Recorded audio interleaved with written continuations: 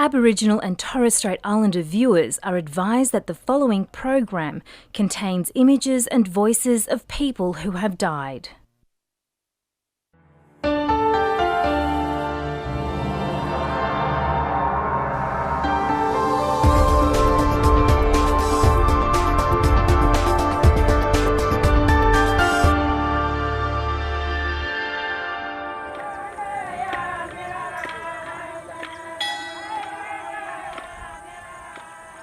It's the week before Easter at Ernabella, in the heart of Central Australia.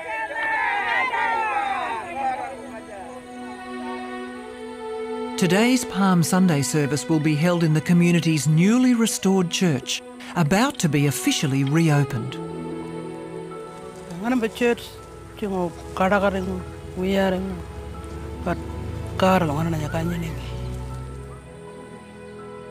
Malako pelukarin janum malako pakanu kunukuare pelinginya aja wiro mularing kangaelo kole ni banyam anang ujuda pelinginya nga malako sunguri mani.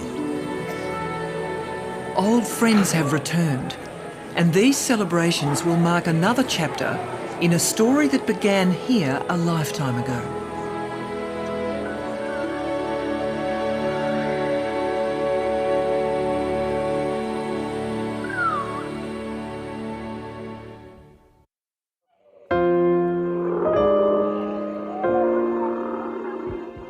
It's more than 70 years since the first Christian missionaries arrived in the far northwest corner of South Australia. They came with Bibles, but they also came with a radically different approach to their work as missionaries. Some here can remember how it all began.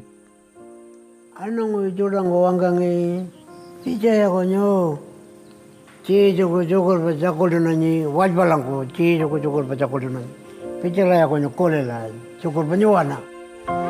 Nyaningu was just a boy growing up in a traditional tribal lifestyle when those first missionaries arrived in his country.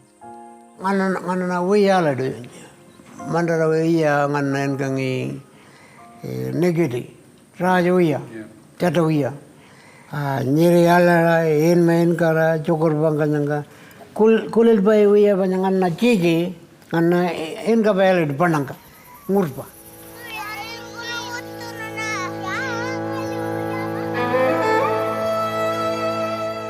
Ernabella was a sheep station when the Presbyterian Church took over the lease to establish its mission here in 1937. Over the mission time, nyanganka anang ujuda wala karib ni ngana na tungo kuchu ngana na keeping ka wala karib pe kuchu pita painting ka wala karib pe wala wela ka wala pe kuchu pita ngana ijudang ko kanya anang ujuda ngana itu kapal malanga ngana ngabarchi. The Pitjantjatjara people in those days lived in what we would call a camp situation. They lived in small groups, and one of the basic principles of that life was, the people term it ngaparagi, which is reciprocity. Life depended on the fact that you shared, both in the good and bad. And people would build their wilches from spinifex and boughs, very much living a traditional life in that camp situation. But they would come up to the mission for employment in the craft, sheep work and building. And that sheep work was maintained by the mission, and it became very much the foundation of our economic structure. Ernabella's founder was Dr. Charles Duguid, an Adelaide surgeon and Presbyterian layman. He went on a tour of that country in the mid-1930s. He was troubled by the conditions of the people living on the edge of cattle stations or towns and suffering a lot from the early contact. Women sometimes, he felt, being abused, the labour of the men being abused. So he advocated the establishment of what he termed a buffer mission station, where the people could have space to accommodate to the changes that were taking place. We all thought we were a cut above everybody else because I think other places they worked harder to bring the people into the modern day, whereas we thought that they should stay as they were and only change as absolutely necessary.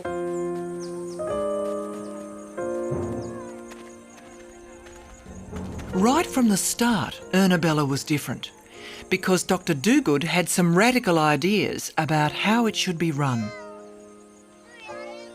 It was a Christian mission, a Presbyterian mission, but we were not to interfere with the people's beliefs or way of life, and we were supposed to lead a Christian life, and they could adopt that or not, as they wished.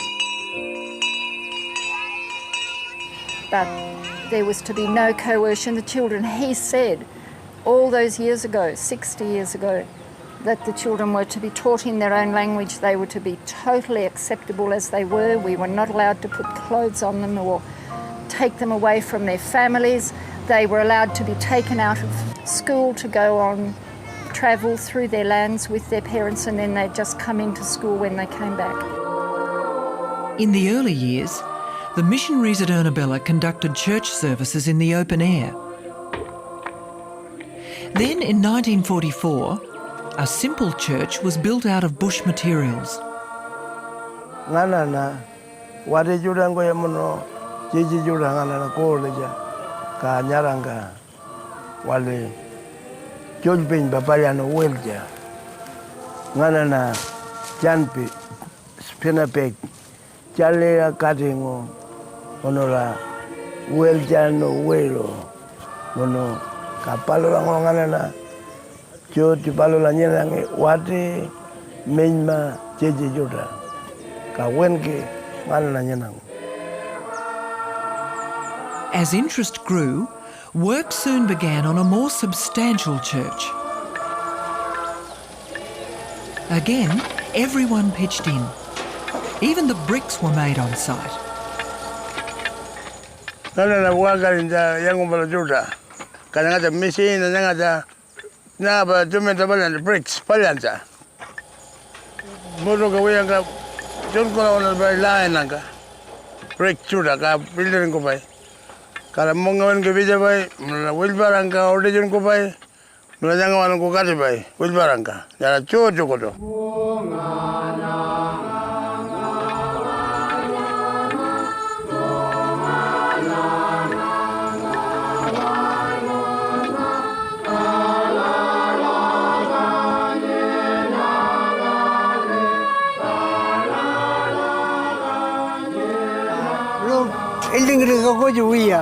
There was one thing that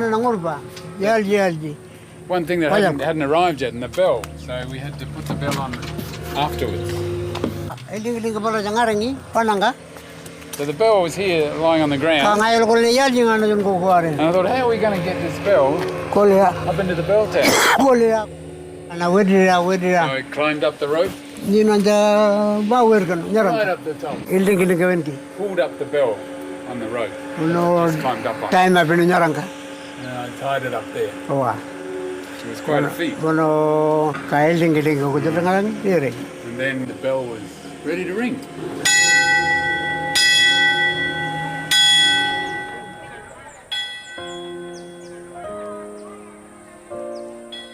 The Ernabella Church was officially opened in 1952. 400 Angangul attended and 20 were baptised, the community's first Christians. Some of those people immediately began to participate in services, taking prayers, readings. It wasn't long before they themselves were preaching in their own tongue.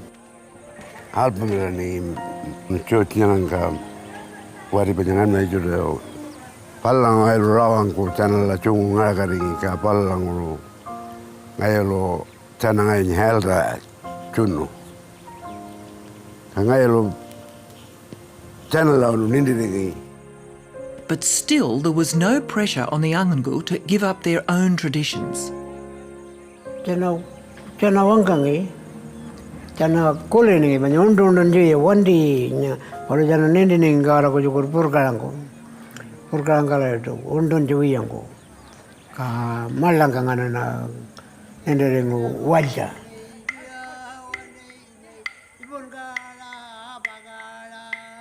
It seems to me that their stories and their ritual, they were answers to what are the great questions of life. Where did we come from?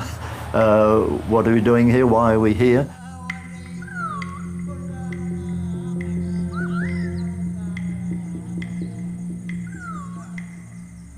People would say I'm a kangaroo man or an emu man descended from the original dreaming or Jukorba beings who they said had created the mountains, the rivers, the trees, the waterholes, everything in their environment they saw as the work of those spirit beings. And because you belonged to that group, you had responsibilities to uphold the story, look after the sites, maintain the ritual. Ngayo lady ngarengo ngalo jarala. Ngalo jaranya ngayo ko. Ngayo lo na apungolo ja. Wada apungolo ja apu nyara ja para ngara lawana ni ngayo ko ngora kana apo canpingulo. Apo nyara canpi porno karong. Ulur pa. Ngaja engineering ko nende ngayo ko no ngayo lana ni college ko to. College balaja theology study ko ngaran nga ngayon ko no karanya manda anang. Ritual and story were key to the Angangu's understanding of the Bible and the missionaries' teaching of the Gospels. It became obvious to me that there were a lot of parallels, more with the Old Testament. In fact, sometimes I coined the phrase that Israel were a people on walkabout. They were getting water from rocks, they were crossing deserts, and one got quite a lot of insights. I think I learnt more about the Old Testament through my contact with Pitjantjatjara people than perhaps I learnt in theological college. With the New Testament, there were some problems. For example, having a look at the parables. Not many of the parables that Jesus told had a direct relevance to Pitjantjatjara life. There were no treasures or wedding feasts or kingdoms and things that are spoken about in the parables. The ones that perhaps they found most relevant were ones, again, related to introduced aspects like the Good Shepherd, because they were shepherds. And the same with gardens. They worked in the mission garden, and the parallels about the weeds and seeds and so forth. In their prayers there would be a lot of emphasis on fire and water and wind, things that were very relevant, and these things that are used to symbolise the spirit or the presence of God.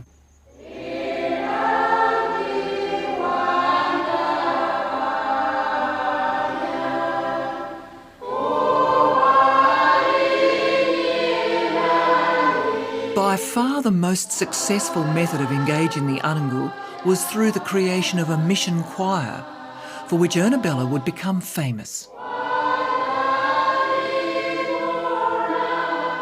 Song was very influential in the people accepting Christianity.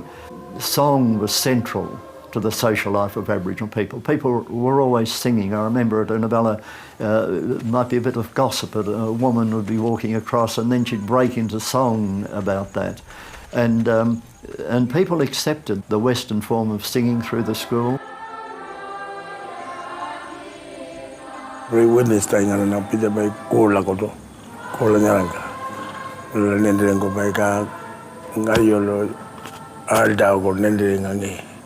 Kunga joda tela ko nende ngange kabaje bal black modanga walga jonange chu banya music kar bal la ngonende nganya gola la nende ngola kangali nende ngonjana ngo embo bulga ledo wala banya wala music joda jara para bal la ngolta kayolo rawang ko ko nga bayawa.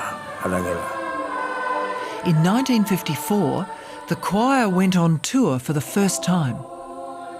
They travelled 1,400 kilometres over dusty roads on the back of a truck to Adelaide to see Queen Elizabeth on her first visit to Australia. Later, the choir sang at a church in Alice Springs, where they met a special guest, Prince Philip. In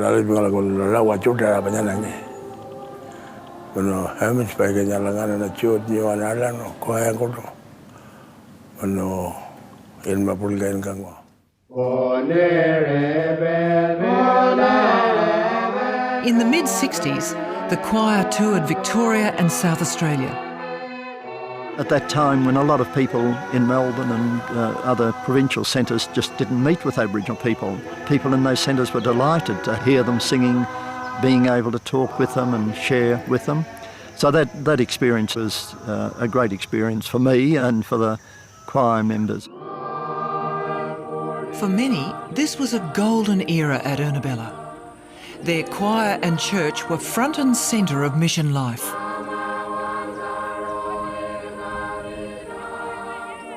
Ano yura chicho ko wanja chuda chucho ko wakarin jana imen ka ba choir uno ngana na family chucho ko ran ko ba Sunday ka jana ngana ba mama nguncho wanja wo chuda wenki jana chucho ran ko ba dress up Ulja wulu jara clean ka wulu ngarapai. Ula pukula ripai. In ma wulu in ka. Uta ka ko wan gerangan na. Wanta pidi wan gerang. Pukul banyak pai.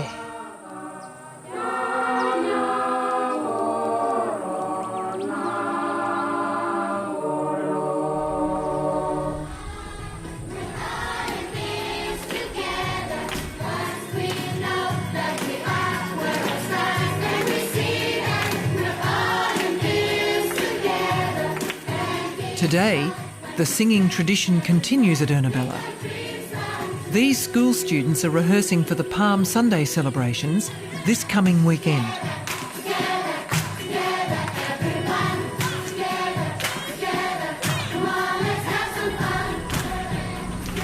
The community is busily preparing for the church reopening.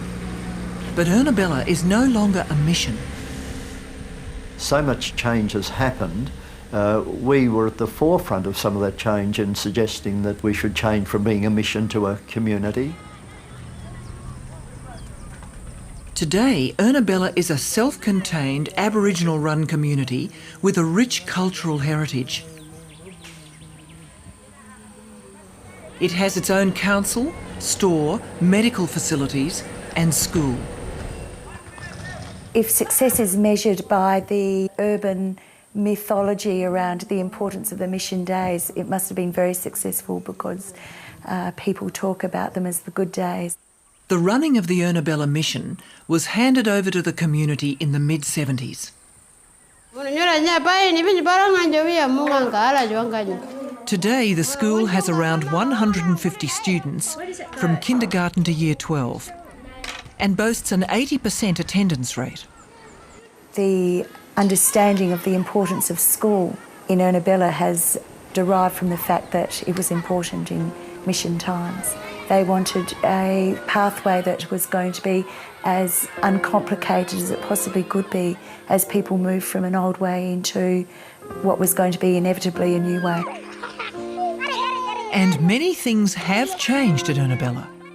But the policy of teaching the children in their own language has not. We are committed to children being strong in Pitjantjatjara. We know educationally that children that are strong in first language are going to be stronger in a new language. There is, really strong research and evidence that suggests that the children that went through the mission school era were well educated and literate as adults.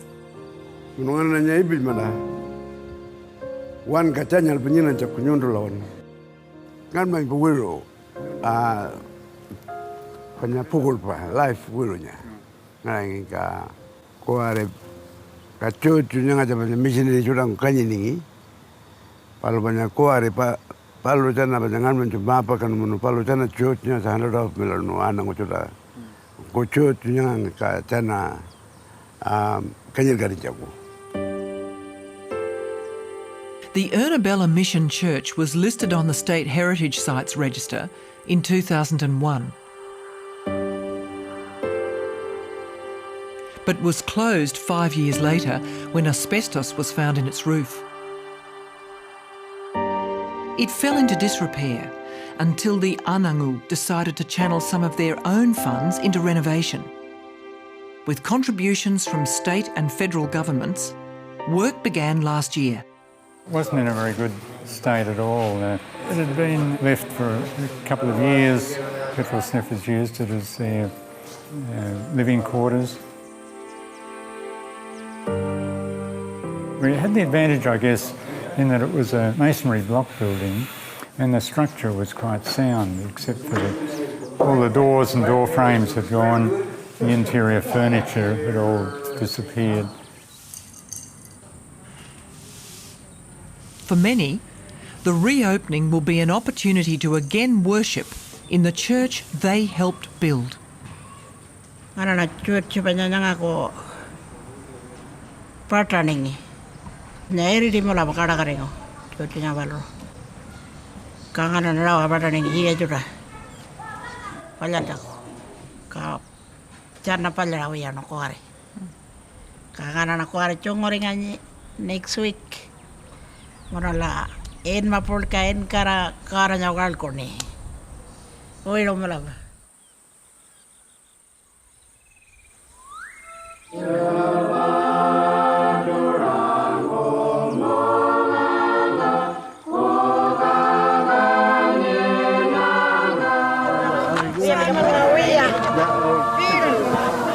The big day has finally arrived. And it's an enthusiastic return to the old church, now restored to its former glory. Kuda's older brother. Says I'm his older brother, but I'm 10 years younger than him. Yeah. This is a place which is a strong place with a strong story that so many people have been blessed through. So many people have come back, like a pilgrimage to Jerusalem. Inside, there are mementos of days past. And for some, today's reopening offers much more, an opportunity to exercise their ministry. 1993, Pijangon Nabilogo 1993, ga blessing Juno, Yondo Chokochara. 2010 tawerkan kola parinya nanya Menang canjung menanyi cut yang ngana na jungore kola kakara ko korun kola ngana na hela nganyi munupalo ngana na welcome lani. In some ways, if the mission hadn't started, one wonders what would have happened to the people. There would have been more and more, I think, of destructive forces on them. The petrol sniffing, which came in the very late 60s, early 70s, drugs, alcohol, and more recently the pokies. And I think we did provide a buffer for quite a while. Obviously people like Peter and Graham, they become Christian leaders, and I feel sincere in their faith. Some of those women they put me to shame.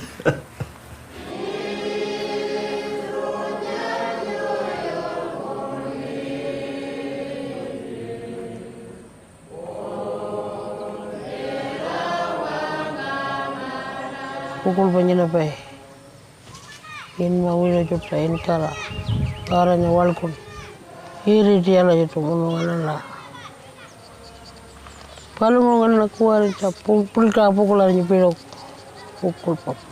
Kuar cari mereka. Kau wilo melakukan. Kangairo kole ni banyak anak juta pelingnya ngangka malaku cungurin kanyi. Menunjukkan kolangan na every Sunday or sometimes ngomong ka ulo ngana na cungurin kolangan walput ko ana wonking ngana na joto an ko pe karlo nanya kuma pa ngai lo ni jana missionary jura picha ngo heri picha pa nyako ni palo jana kuto pulka mo ko ngo pa ana ngo jura. Looking back after 50 years, it was marvellous. And they really made my life here an amazing experience that has carried with me ever since.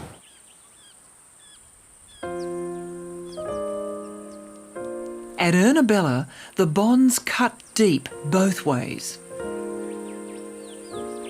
When the mission's founder, Dr. Charles Duguid, died in 1986, the community bestowed on him their greatest honour.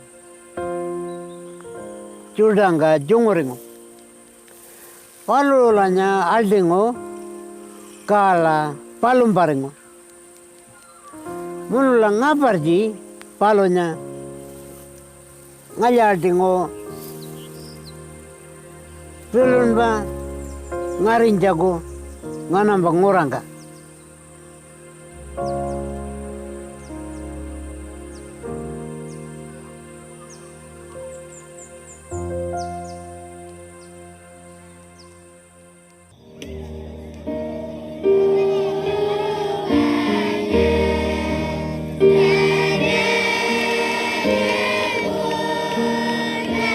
We